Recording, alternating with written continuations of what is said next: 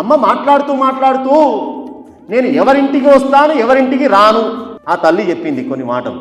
ఎత్ర నాస్తి హరే పూజ తదీయ గుణ కీర్తనం నోత్సుకస్తత్ర ప్రశంసాయాం యామి తస్య న మందిరం. ఎవరి ఇంటిలోనైతే హరి పూజ జరగదో, శ్రీ మహావిష్ణువు యొక్క నామ సంకీర్తన జరగదో, నేను వాళ్ళ ఇంటికి రాను. ఎవరైతే అన్నాన్ని, ఎవరైతే వేదాన్ని అమ్ముకుంటారో వాళ్ళ ఇంటికి నేను రాను.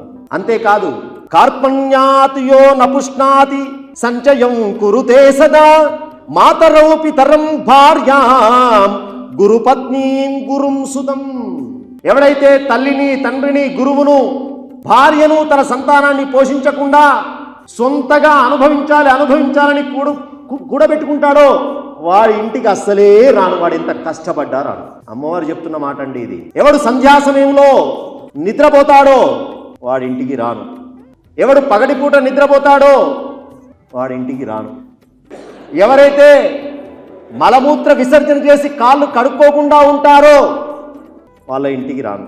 ఎవరైతే గోళ్ళతో భూమిని రాస్తూ ఉంటారో నేలకు వాళ్ళ ఇంటికి రాను. ఎవరైతే ధర్మ కార్యాలను చెడగొడుతూ ఉంటారో వాళ్ళ ఇంట్లో అసలే ప్రవేశం ఉండదు.